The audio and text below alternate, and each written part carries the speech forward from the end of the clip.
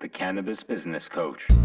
Hi, Mike Z here, author of the Cannabis Business Book, and you're listening to the Cannabis Business Coach podcast, where I chat with and coach the highest performing entrepreneurs in the cannabis industry. Hi, Mike Z is. Hi, Mike Z is. Hi, Mike Z is the Cannabis Business Coach. Hi, Mike Z here, and on this week's episode, I'm joined by the CEO of Breeze Distro and the co-founder and executive director of Supernova Women, the one and only Amber Center. Amber, thank you for joining us and welcome to the podcast. And I invite you to tell the people more about yourself and the work you do in the industry. Yeah, sure. Thanks so much for having me. As you just mentioned, I'm CEO of Breeze Distro. Breeze Distro is a distribution and manufacturing company headquartered in Oakland, California.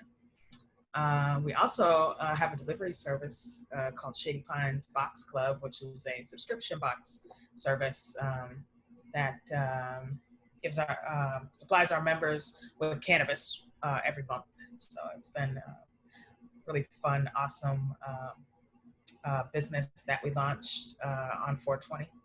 I'm also co-founder and executive director of Supernova Women, and we are a nonprofit organization. We just got our 501c3 status, which is awesome. And we are a group of women that works to group of women of color that works to empower people of color to become self-sufficient shareholders in the cannabis industry. So we do that through education, advocacy, and network building. So we host events, workshops, panel discussions. We also advocate very heavily on behalf of Black and Brown people that are in cannabis, working to lower barriers of entry so it's easier for us to operate. And then we also host a lot of networking events, which during COVID has been a bit of a challenge, but we're figuring things out as we go along. Awesome. Amazing. Well, thank you for the intro and thank you for all the cool work you do in the industry. Thanks for having me. Oh, my pleasure. It's an honor to have you here. I want to ask you, how or why did you decide to enter the legal cannabis industry? Yeah, so I've always been a fan of cannabis since I was like 18. I started smoking, and I kind of dealt with a lot of health issues growing up as a kid.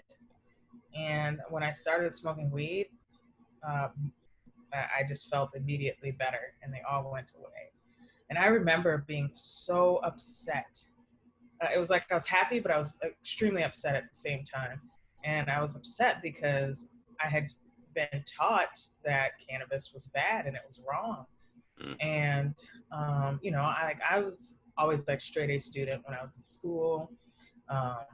I wanted DARE poster design contest. So I was like really roped into the propaganda, And when I smoked weed, that first time, and it made me feel so much better. I felt like I had just been lied to this whole time, which I had been, And I was really upset, and I decided from then on that I was going to smoke weed every day, which I've pretty much been a daily consumer ever since I was 18. So I ended up getting really sick when I was, in 2003.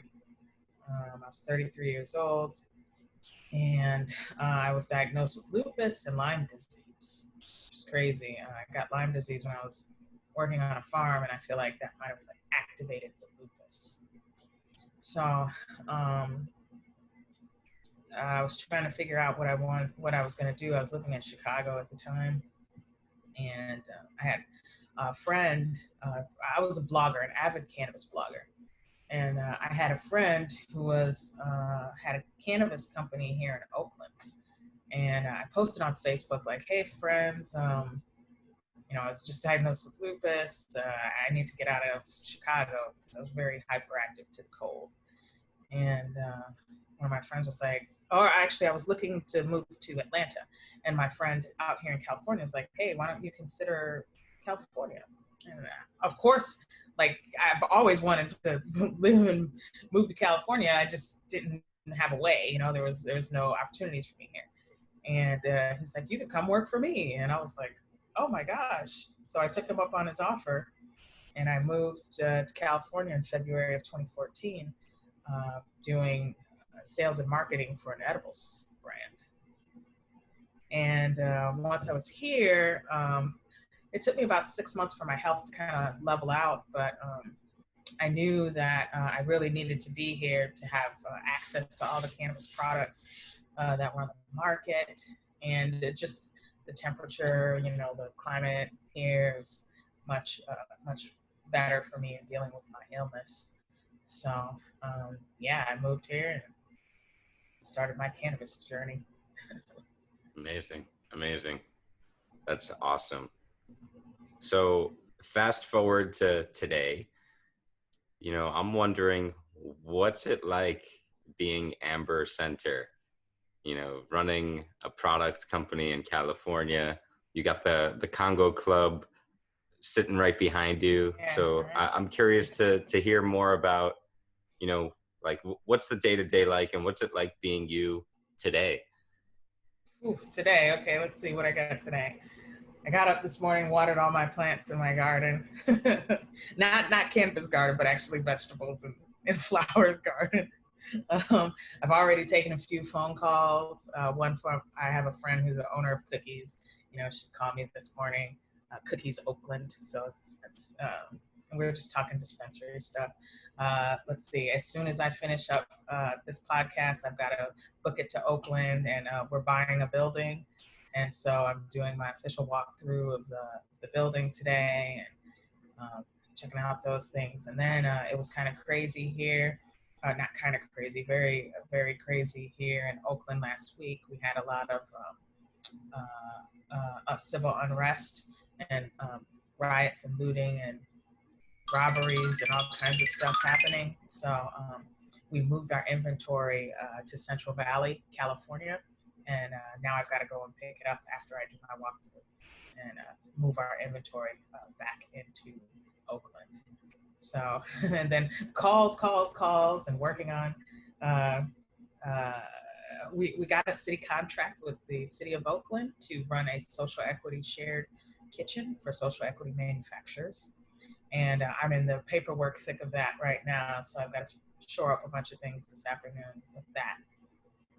But that's kind of like a glimpse in the day of the life of me. I'll stop by my warehouse, say what's up to my staff. I usually go by there once or twice a week and make sure the place isn't falling apart, but I got a good staff, so they do a great job. That is Wednesday for Amber. Amazing. And just for the folks listening or watching at home, it's only 9:15 a.m. where Amber is right now. So she's already been up and at it, talking dispensary stuff, watering the plants, now doing a podcast. And, I would just be rolling out of bed at this time. Not even. If I'm being honest, I'd still be sleeping at 9:15. But, anyway.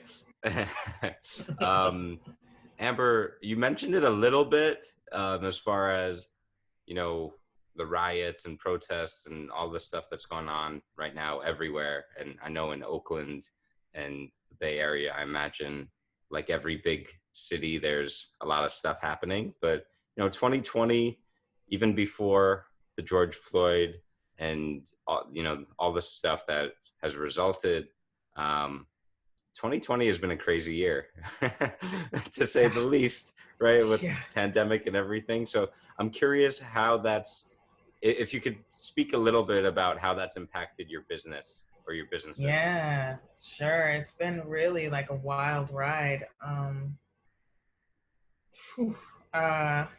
When COVID started, I actually ended up getting really sick. and that was hard. I had to take care of myself. I was in quarantine. Couldn't have anybody help me, so that was a rough ride for a couple of weeks, like 3 weeks. But I was constantly working while we were going through all of this, which is also the freaking crazy, bizarre thing. We applied for a dispensary license. We applied for this. Uh, we submitted a proposal to the city of Oakland for this shared social equity kitchen, which we ended up winning. All while like COVID was like really just starting to come down in full force and shut everything down. We also launched delivery in response to COVID because people can't go to dispensaries because the dispensaries are closed, or people don't want to leave their homes because they're terrified of the virus, which I can't blame them. So we launched delivery. Then I mentioned we had a lot of protests, a lot of civil unrest, and as a result of that, there were lots of opportunists here in the Bay Area, an organized crime ring, who saw that the police were busy, so they would target 90% of cannabis businesses in the area and rob them. It's been epic here. Like this is obviously unprecedented, never happened before, crazy, and a number of my dispensary clients have been robbed. A number of my colleagues have been robbed. And it's dispensaries, cultivation, manufacturing, distros, the whole supply chain. And so that's been really hard to deal with. So when I first got the call that this was happening, 3 a.m. Sunday morning, I freaked out, obviously. I started calling a bunch of my other colleagues and homies, and by 10 a.m., my stuff was on it. My complete inventory was on its way out of the city because we just couldn't afford to get, cleaned out, hit like that. And as the days have gone on, some of my clients and colleagues have been hit 2-3 times. And everything completely gone. And then it's not even just all the inventory is gone. Like they trashed the buildings. They broke all the windows. They shot up the place. Like it was really epic. Completely ransacked. Like it's been nuts. So the whole COVID situation, coupled with the fact that police during all of this are still killing Black people, and then Black people are now, we've had enough for a long time, but it's definitely reached a boiling point. And now that they're seeing this response, it's all been so much, a lot to deal with mentally, physically, everything.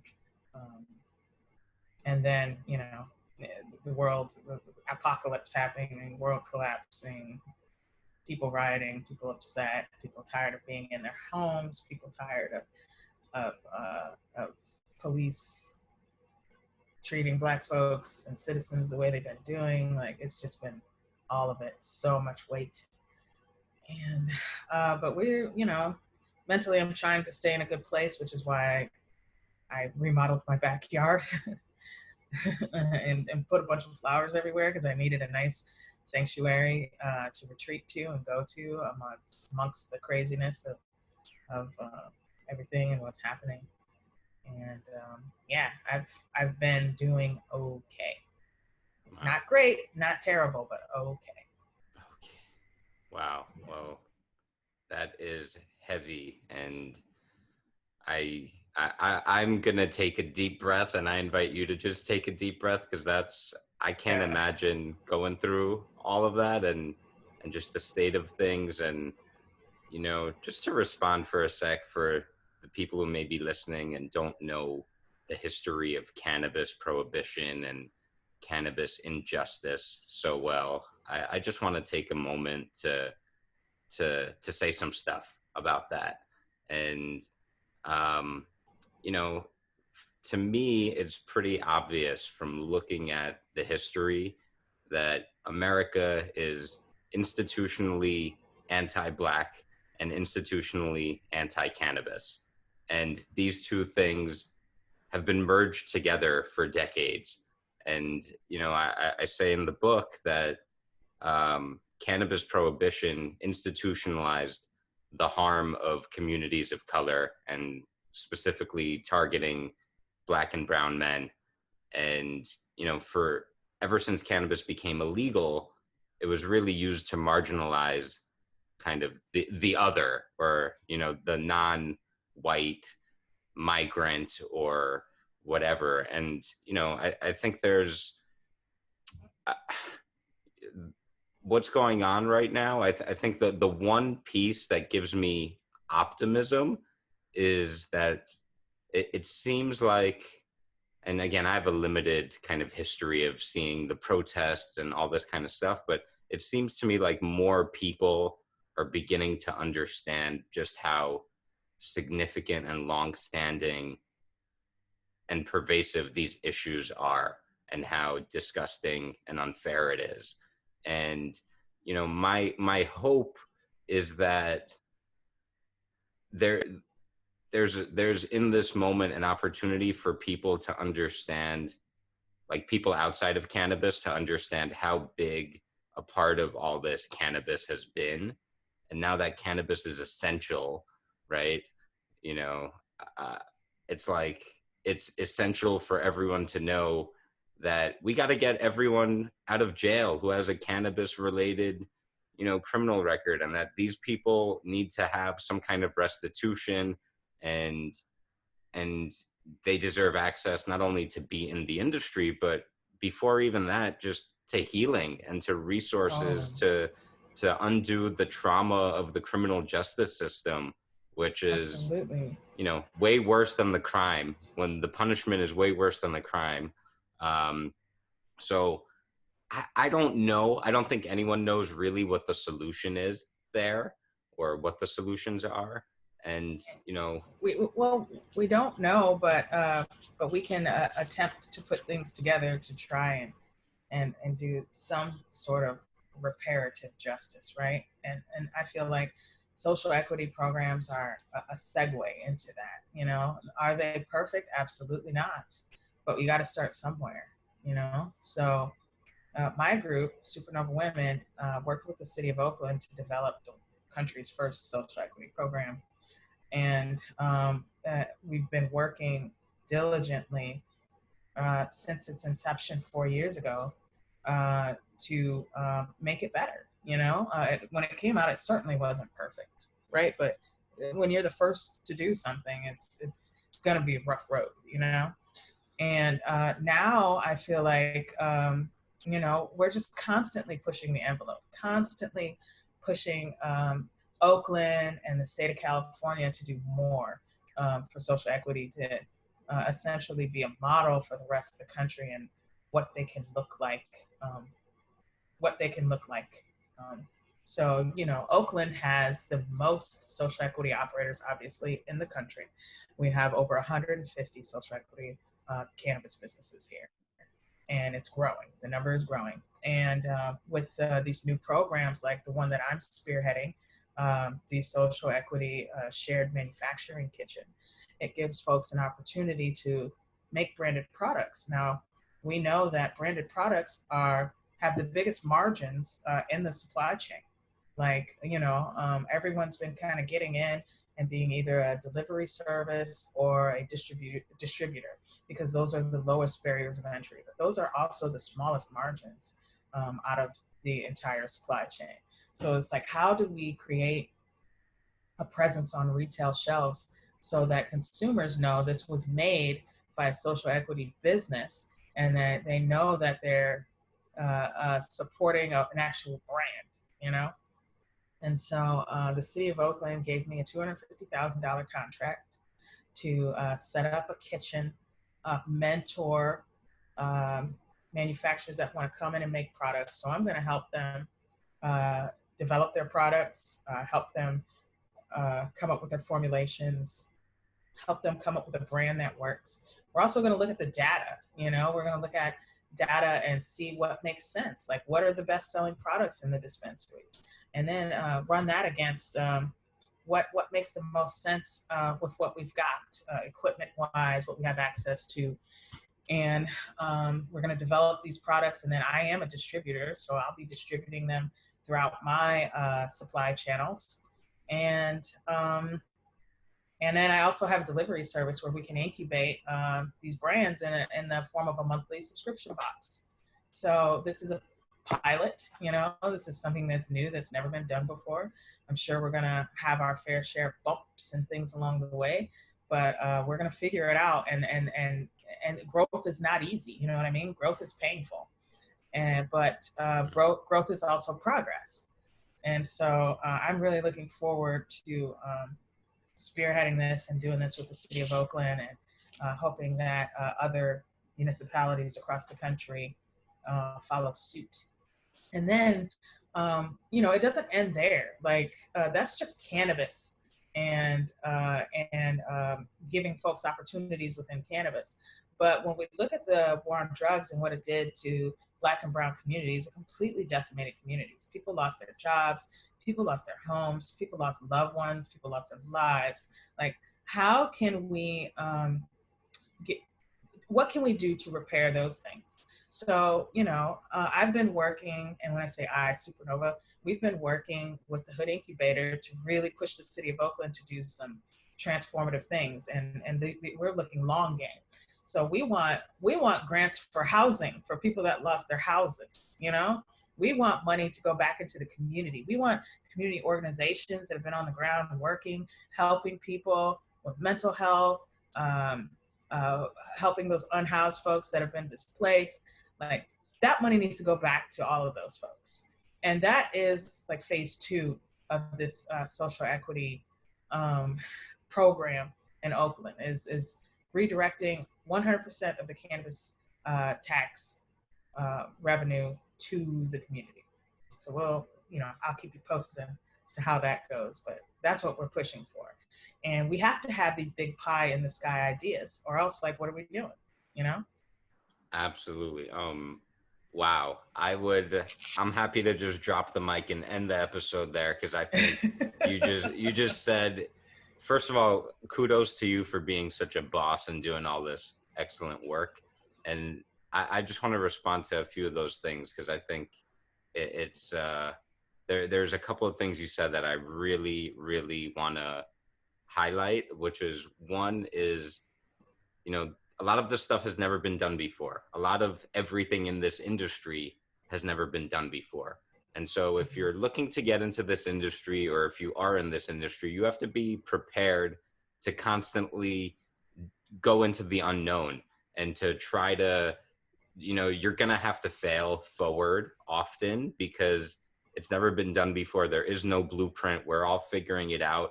And there's really no precedent for a lot of what's happening in this industry. So that's just something for any entrepreneur or prospective entrepreneur to be aware of. The second thing that I heard and loved is, growth is painful. A lot of people want the trophy without the training, or they don't want to do the work, and they don't want to push themselves, and the blood, sweat, and tears, and going beyond the comfort zone. It's not optional. It's mandatory if you want to get anything done, anything substantial done. And then a third thing that I will say is, in the spirit of pushing the envelope, and, I think this is my personal belief, that, the equity programs and they're a start, but my judgment is not nearly enough. And I wish that more and more consumers and industry folks and government folks would just all demand more. And I get that, it's a political issue and this and that and the other, but, I think it's so, pardon the potentially charged, politically incorrect language, but to me, it's so black and white that, prohibition of cannabis institutionalized the destruction of communities of color. And so let's build a cannabis industry that institutionalizes investment in communities of color.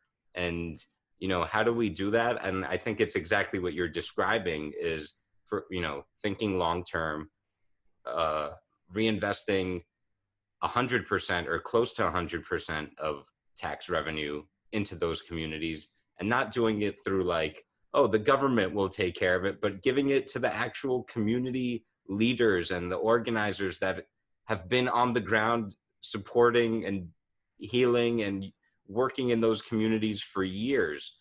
Like, empower them. And to me, it's so obvious, and I'll get off my pulpit after this, but it's so obvious to me that America's greatest strength is diversity. And by investing in communities of color and by doing it through cannabis, it will create, first of all, just great value for the whole country and for the whole world.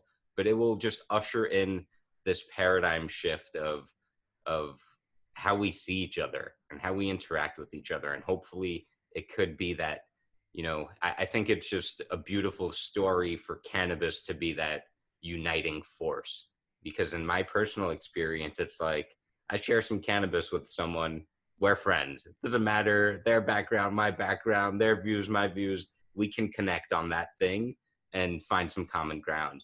And it doesn't have to be that much more complicated than that. But unfortunately, human beings are weird animals. So anyway, that's my rant for the day. I'm gonna kick it back over to asking Amber questions about the cannabis industry. Although if you want to respond, I'll give you that space as well. Oh yeah, no, you're doing a great job. I really appreciate your commentary. All right, thank you. I appreciate that. Yeah. I want to ask you a little more kind of macro level about California and the state of the market and the industry there. And I remember the last time I interviewed you for the book, it was, I don't remember exactly when it was, but I remember the context was like they had just released, they were switching over to the adult use regulations. And I remember you were like, I got to redo my labeling, my packaging, and the constraints that they'd put on operators were ridiculous. Like, Yeah. and so I'm curious. I'll call that the good old days. Those were the good old days. Oh man. Yeah. So I'm curious to hear, I've heard a lot of not great things about the state of California these days, but I'd be curious to hear from someone who's, immersed in it, kind of what is the lay of the land these days? Oh, right now, it's interesting, with the pandemic, I feel like people have been smoking a lot more weed, which is great. I feel like the unregulated market has run out of weed, which is interesting. And I've been hearing from folks that the prices are just as almost the same as they are on the regulated market. So I think that's been pushing folks to the regulated market, because if it costs the same, you might as well get something that's been tested, and gone through the supply chain. However, with us being taxed so much, and really the realities of that setting in from the first time you and I spoke about it a couple of years ago, that's been wiping people out left and right. There's very little profit to be made if you're not running a lean business. So for instance, in my facility, I've had to automate quite a bit of things where I would normally have a human doing it. Now we've got tons of machines, and we did that because if we didn't, we wouldn't survive. There'd be no money. It's none. We used to pay a 10% tax, which was the highest cannabis tax in the state of California in Oakland.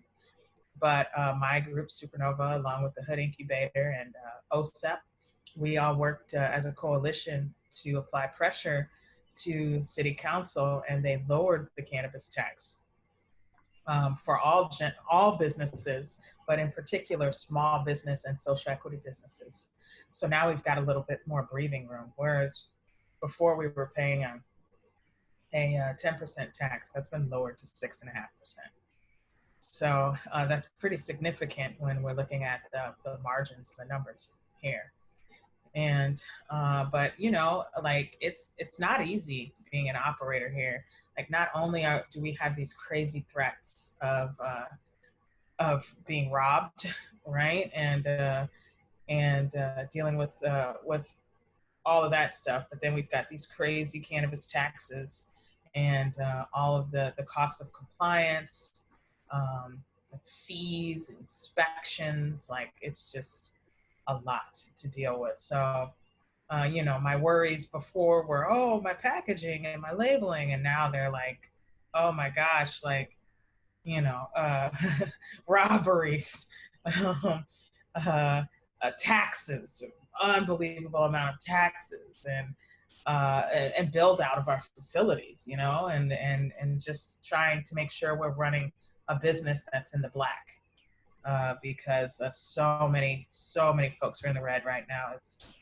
I don't even see how people are really surviving. And 2020 is definitely been a year of reckoning in California cannabis. Whereas, like, if you can make it through this year, you can make it through anything, you know? I got to follow up. You said the illicit market has run out of product. Yeah. I mean, we're talking $4,000 pounds out here. That was Wow. not a thing. It was like 1,700, 1,800 a year ago. Now we're talking double. Wow. And is that just because there's so much more demand now all over the country, or what? Yes. Yeah. People are staying home smoking weed, And I before the lockdown hit New York, I told everyone, I was like, listen, if there was a time to stock up, this is the time. You don't want to be stuck at home for the next 2 months without weed. I don't. Yeah. Yeah. Yeah. Right. I want to ask you, because you work on so many different things and you've been able to accomplish a lot in this industry, I wonder, what is your superpower that allows you to do all of that?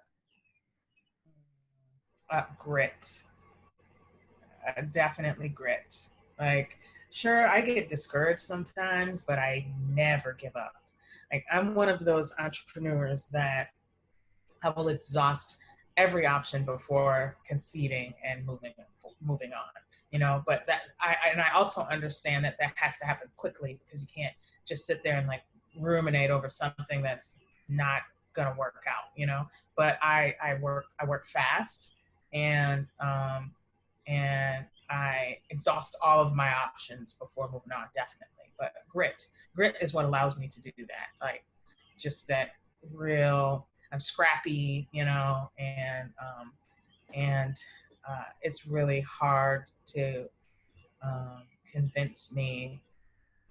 No, Amber, no, I don't take no for an answer. Nice. Awesome. Yeah. What advice do you have for women and people of color who want to start, invest in, or enter the cannabis industry, or get a job in the industry, or just be in the business? Sure. If you want to be successful, do your due diligence. And it's all about doing your due diligence, whether it's an investment, whether it's you want to go work for someone. If you want to be successful at that, you got to do a ton of research. Look into it. Like if it's investment and you're investing in a public company, like you've got access to all of those, all of their public filings. Like you've really got to go through and comb through that stuff and make sure what you're investing in is a vehicle that's set up for success, and not something like MedMen where they're going to raise $100 million and pocket half of it between two of the top people. Like that to me was so insane and irresponsible, and really set up the rest of the industry for it gave investors a bad taste in their mouth, so it ended up hurting me indirectly, because now, people are shy and gun shy about investing in cannabis because of some other people's being irresponsible. But at the end of the day, I feel like investors, we're constantly throwing money at them and not digging below the surface. And that's a product of not doing the due diligence and making sure you're making a good investment. And then on the other hand, they're talking about folks that are looking to get into the industry. If you're getting in and you want to start a business, make sure that you are going into something or investing into something that's going to make some money, or that you've got some expertise in. Lots of people want to start a dispensary because that's kind of the glitzy, the thing with covered in glitter right now. Everybody's like, oh, it's so sexy, but it's not. It's a retail store. At the end of the day, it's a retail shop. Like, me personally, I'm not looking to buy the liquor store. I'm looking to own the Patron on the shelves. I don't want to own the liquor store. Who cares? But the Patron, that's in all the liquor stores. That's where I want to be. Right. That's why we got the Congo Club right there. There exactly. It is. Right. And then if you're looking to work for someone in the industry and you want to make a career out of this, make sure you pick a good company to work for. Work for someone that you admire, or at least a company that's doing good, that can help you. That's like a stepping stone along the way, and always look at it as a stepping stone. Definitely don't get into it thinking like, oh, this is where I'm going to be and I'm going to stay here.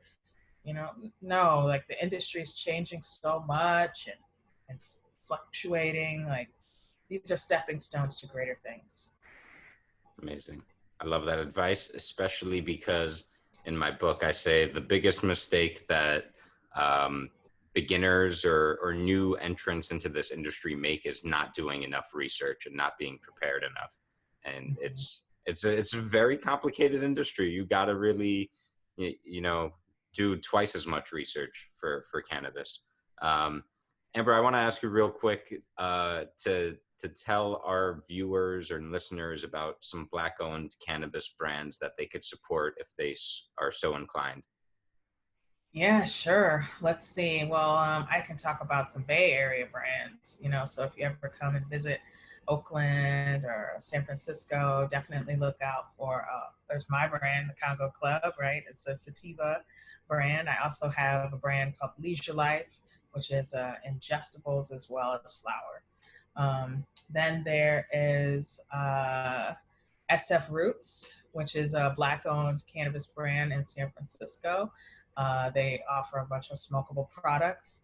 There's the Peaks Company, which grows very fine, very excellent cannabis. They're based in Oakland. There's New Life, one of my homies, Carlton. He is based in Oakland as well. They're cultivators. Let's see, there is a number of delivery services, a T-Pad, which is my friend and first social equity business licensed in California. It's Raven Duckett, woman-owned, Black-owned company.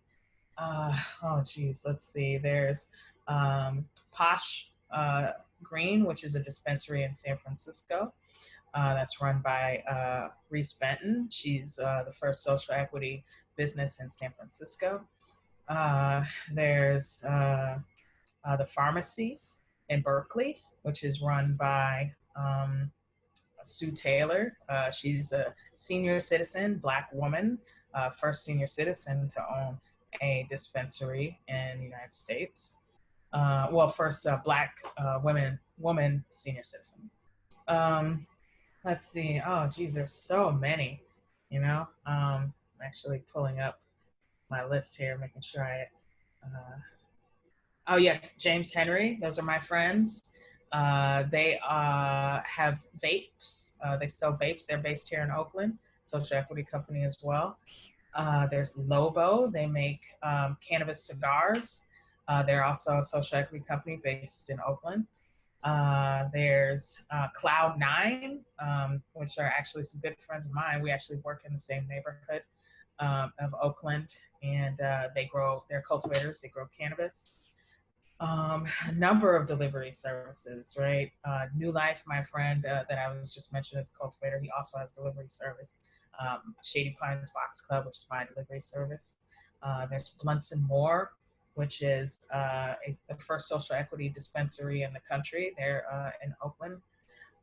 There is Purple Heart, which is actually the first licensed dispensary in the country, period. And they're based in Oakland. It's a Black dispensary. Uh, let's see. Green Line, another delivery service. Bay Queen, another delivery service. The Hired Collection, another delivery service. So lots of people in the Bay doing their thing out here, making waves and carving our own lane in cannabis. Amazing. Well, I would love if maybe you could introduce me to some of those folks so I could bring them onto the podcast as well and chop it up with them. Absolutely. That would be great. Cool. Yeah, Thank you. absolutely. All right, Amber, we have about 7 minutes because I want to get you to your meeting on time. So I want to shift gears into the coaching piece. And honestly, I don't know how much I can give you in 7 minutes, but I'm going to try my damnedest. And so I'm wondering, what's the biggest challenge you're dealing with right now? That's a great question. I would say actually one big thing I'm dealing with is adding to my team on the executive level, right? Like it's been myself as the CEO and my business partner, Caesar, as the CFO for a very long time since we started, you know? And now we're at the point where we're like, oh, geez, okay, like we need to add another chief here. We need a third person. We need a COO here. We need an operations ops person. And I've been thinking about this and this person for years. Like I know we need them, but it's just a matter of like, how do I go about finding that person? Like, what's the dynamic going to be like? Like, I don't know. It's been a real wait. Um, and yeah, that's one of my biggest challenges and something that I've got to face here pretty soon. Gotcha. So I'm hearing that you're looking for a COO and you've been aware that you need one for a while or been thinking about it for a while, but what's the roadblock? Yeah, I don't know. I mean, I guess like the fear is like just adding somebody else, it's like I said, it's been me and my business partner this whole time. And now adding this third element, who I prefer to be a woman. I think it's just a matter of entrusting someone in this baby that we've built, Got it. So it's the fear of maybe making the wrong choice or bringing someone in and, the giving up control and having to trust someone.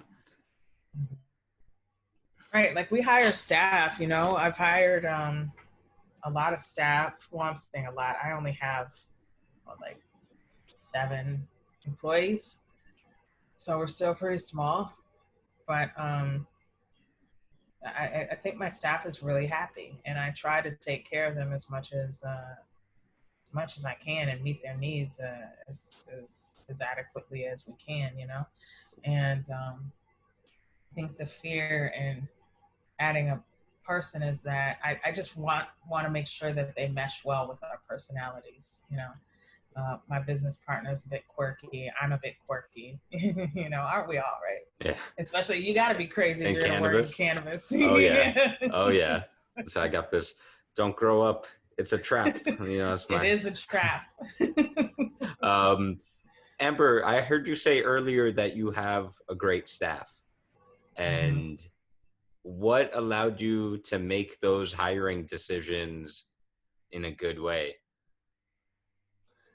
I think just getting to know, well, it's like a lot of the people that work with us I've known for years. Our salesperson, who was our newest hire, is someone that I did not know at all. I hired them through Indeed. That was like the first time we had done something like that, and she's so rock solid, awesome person. And I was a little put off and worried because her resume was like 6 pages long, and I was like, what the heck? Like, I wanted to just toss it, you know what I mean? Like, I'm not reading this. But my business partner was like, oh no, like, I'm going to read this. And he actually read through the whole thing. And after he convinced me to read through it, I read through it. And I was like, okay, well, then there's something here. And we interviewed her, and I called her first. I really liked our conversation on the phone. Brought her in, we did an interview, and then we ended up hiring her. And she's so solid, you know? So, I don't know. Yeah, like that was kind of like my first time hiring someone that I had no idea who they were, didn't know who they were, and it ended up being a good decision. You know?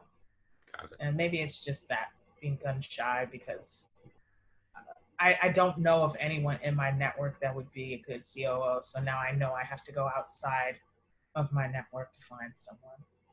Right. Well, I feel like there's a really, I don't know. I'm sitting here and I feel like I trust that between you and your partner and your staff, like, I feel like the chances of someone getting by all of those layers of, not fitting with the culture or not being a person of integrity or whatever, like, I feel like it's very hard for me to imagine you making a bad choice. You know what I'm saying? Because Yeah. it's like you have a lot of experience. You and your partner obviously have built this thing and are going to be very judicious about who you allow. And if you already have a staff and a culture and some camaraderie, then, I think it seems to me like it would be, hard for someone to slip through and kind of be really bad. And I also trust that, you're savvy enough that, the deal would be such that if they were really bad, you would get them the hell out of there quick, Yeah. and that they wouldn't Yeah. have very much control or I don't know. I feel like it's just maybe, and I'm kind of going fast here, so I'm, forgive me if I'm like not really digging in. I don't know. It seems to me like maybe it's really just the fear of the giving up control or getting it wrong. Right. The growth, right? The fear of growth. Yeah. And if I had more time, I would ask you, like, what's the risk of not bringing someone in, of just like staying in this position that you're in right now, where you feel like you might need someone, but you're reluctant to go through it. Like, what's the risk of not bringing someone in versus what's the risk of bringing someone in? And just kind the risk of not bringing someone in is much greater. Like that it would be no good, because we wouldn't be able to handle everything, and I'd run myself into the ground, Right. Yeah. All right. So I feel like that's the scoop. I feel like that's the scoop I could give you in 7 minutes, and I want to be mindful of your time. And I want to ask you if that was useful or helpful at all. That was helpful. That was good. Appreciate it. Yeah. All right. Awesome. Yeah. Awesome. Well, thank you. Before I let you go, because I know you have to go buy a building right now,